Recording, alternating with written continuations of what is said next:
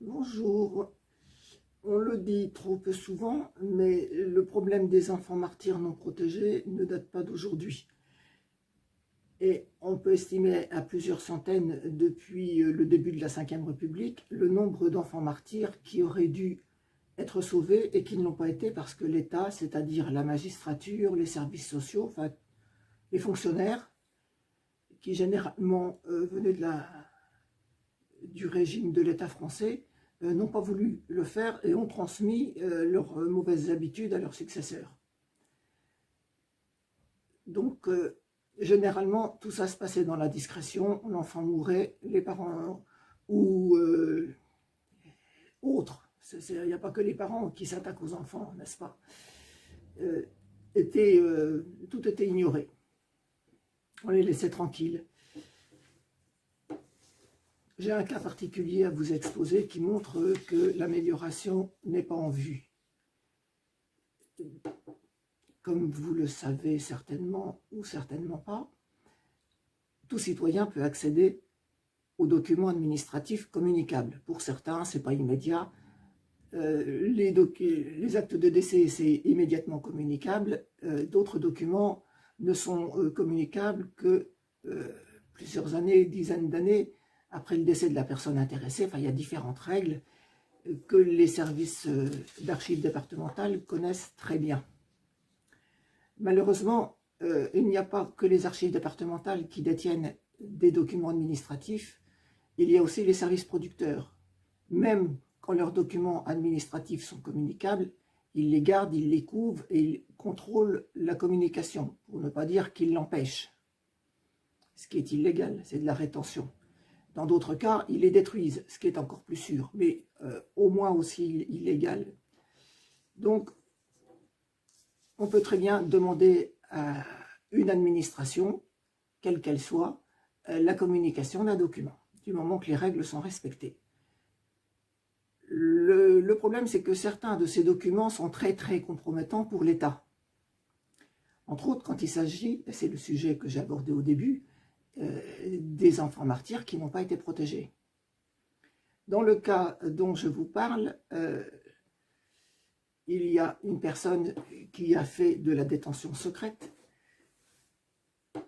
et les documents de contrôle individuel sont inaccessibles. Ils ont été détruits ou ils ont été stockés, on ne sait pas où, mais il n'y a plus aucun document de contrôle individuel qui permettrait de constater que cette personne a fait de la détention secrète. De même pour un registre des décès. Donc, j'explique la situation. Un enfant a été victime d'une tentative d'assassinat. Il n'est pas mort tout de suite. Il n'a pas été soigné assez vite et il a été déclaré mort à l'hôpital. Mais c'était une mort apparente qui a duré assez longtemps. Il est revenu à lui dans la chambre mortuaire en attendant l'autopsie, parce qu'il avait été donc déclaré mort et il y avait eu le temps que le parquet demande l'autopsie et qu'il fasse venir les coupables présumés mais bien connus à l'hôpital. Donc ça a duré assez longtemps et cet enfant a nécessairement été inscrit dans le registre des décès. Le dossier d'hospitalisation a déjà disparu de l'hôpital, ou, comme je vous dis, est bien caché,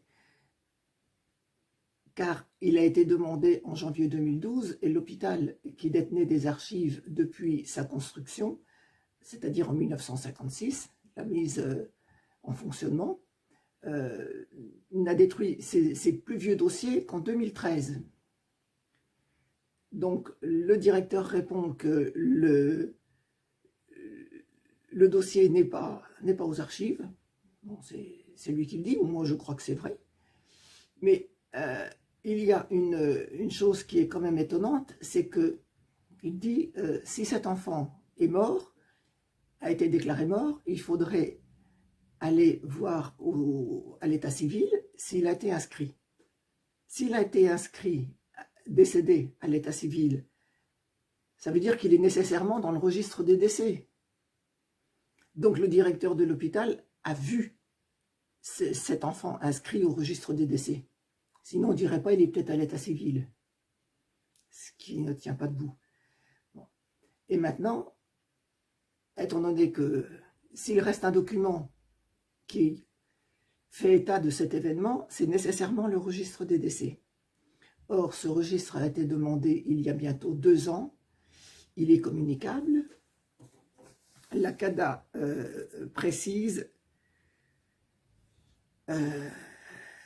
que si les documents sollicités existent, et à supposer qu'ils comportent effectivement des mentions intéressant la personne qui fait la demande, ils lui seront communicables pour les seules parties qui la concernent.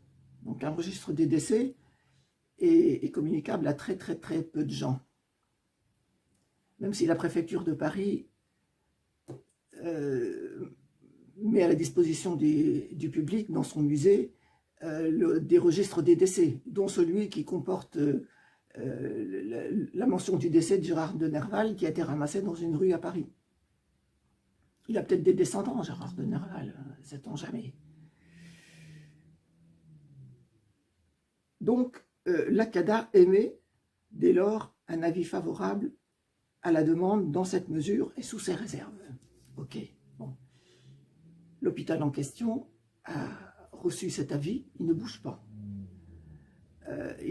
Donc, le tribunal administratif est saisi et les réponses de l'hôpital, alors qu'il n'y a absolument pas à justifier de son intérêt pour accéder à un document administratif. Absolument pas.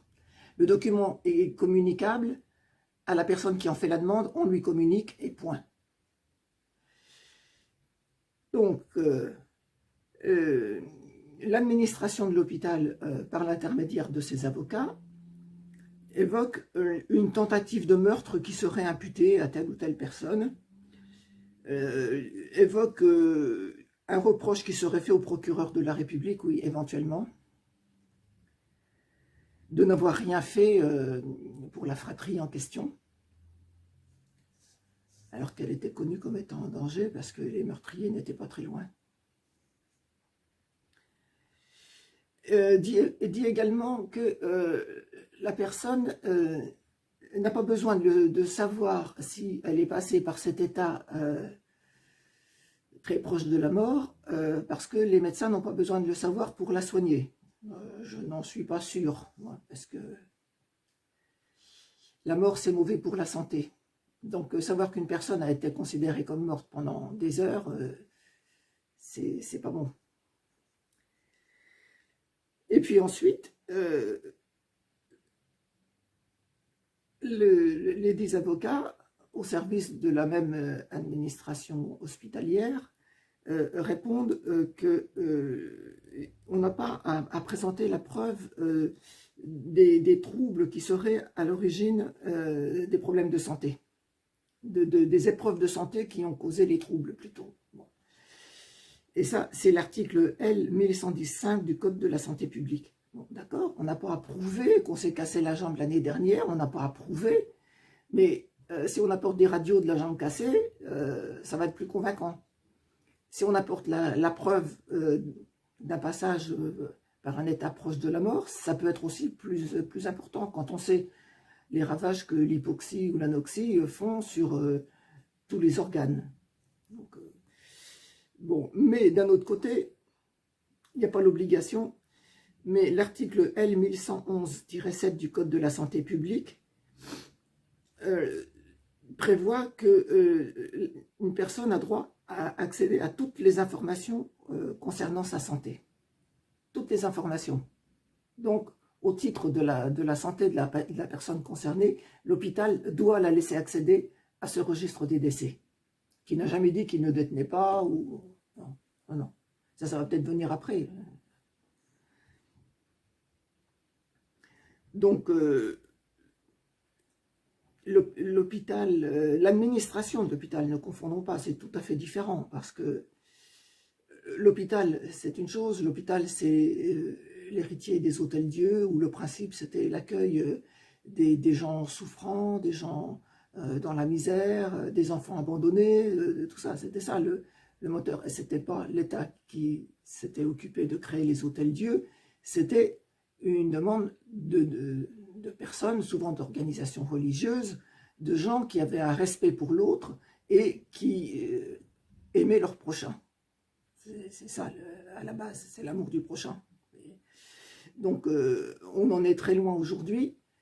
Et on voit que malheureusement, l'administration prend de plus en plus de place, qu'elle s'installe bien dans les hôpitaux et souvent mieux qu'elle consent à installer les soignants et les patients, entre autres quand il s'agit de climatisation en période de canicule. Enfin, bon. Et là aussi, on voit qu'une grosseur a poussé à côté de l'hôpital et que c'est le local de l'administration.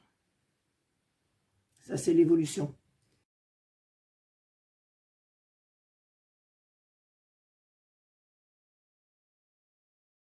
Donc, l'hôpital, en réalité, il y a eu une prise de contrôle par le pouvoir qui est coupable, qui le sait.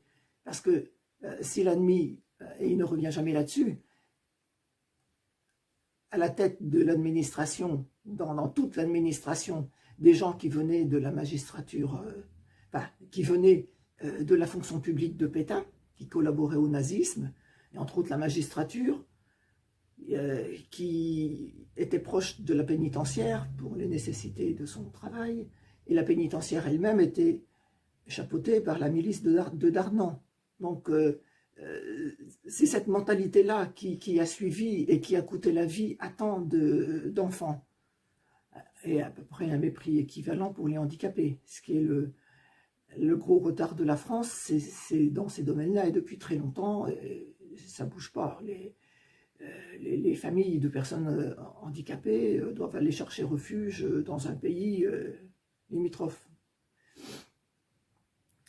Donc aujourd'hui, l'administration de l'hôpital protège l'État en cachant la preuve de faute d'un de ses procureurs qui n'a rien fait pour protéger l'enfant en question, ni sa fratrie, j'insiste là-dessus.